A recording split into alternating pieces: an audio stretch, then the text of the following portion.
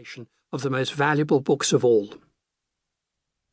Some settings for studying manuscripts are stately and intimidating, and others are endearingly informal. Access is the secret of initiates, and formulas for admission and handling of manuscripts vary from one repository to another. This is an aspect of the history of scholarship often entirely neglected. The supreme, illuminated books of the Middle Ages are cornerstones of our culture, but hardly anyone bothers to document their habitat. Some of these great manuscripts may be known from facsimiles or from digitized images available online, as accessible and as familiar as authorized biographies of well-known people. But no copy is the same as the original. The experience of encounter is entirely different.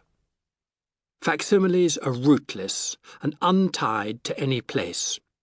No one can properly know or write about a manuscript without having seen it and held it in the hands. No photographic reproduction yet invented has the weight, texture, uneven surface, indented ruling, thickness, smell, the tactile quality and patina of time of an actual medieval book, and nothing can compare with the thrill of excitement when a supremely famous manuscript itself is finally laid on the table in front of you. You don't merely see it, as under glass, but really get to touch it and peer into its crevices. There will always be details which no one has seen before. You'll make discoveries every time.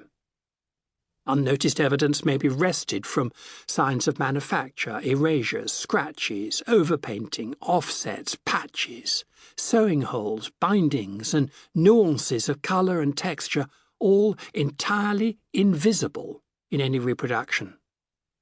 The questions manuscripts can answer face to face are sometimes unexpected, both about themselves and about the times in which they were made. There are new observations and hypotheses in every chapter here, elicited by nothing cleverer than engaging the originals. Look closely. Use a magnifying glass if you like. Sit back, turn the pages and listen quietly to what the books tell us. Let them talk. Apart from anything else, this is enormously enjoyable and interesting. Medieval manuscripts have biographies. They've all survived through the centuries, interacting with successive owners and ages, neglected or admired, right into our own times. We will disentangle provenances, which were entirely unknown. Sometimes these histories are very dramatic, as the books take their place in European affairs at the highest level, from the bedchambers of medieval saints and kings to the secret hiding places of Nazi Germany. Habent sua fata libelli. Some manuscripts have hardly stirred from their original shelves since the day they were completed. There are others which have zigzagged across the known world in wooden chests or saddlebags, swaying on the backs of horses, or over the oceans in little sailing ships or as aircraft freight, for books are very portable. Many have at some time passed through commerce and the auction rooms, and the prices attached to them as they transited are part of the changing history of taste and fashion.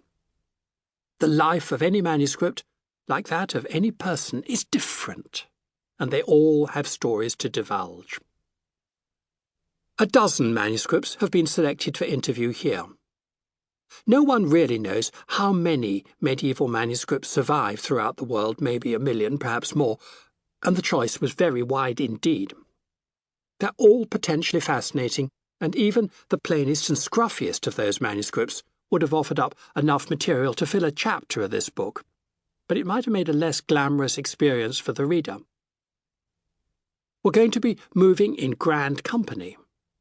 As you sit in the reading room of a library, turning the pages of some dazzlingly illuminated volume, you can sense a certain respect from your fellow students on neighbouring tables, consulting more modest books or archives, and I hope to share a flavour of that quiet satisfaction of associating with celebrated manuscripts, which, for a short while, are to become our intimate companions.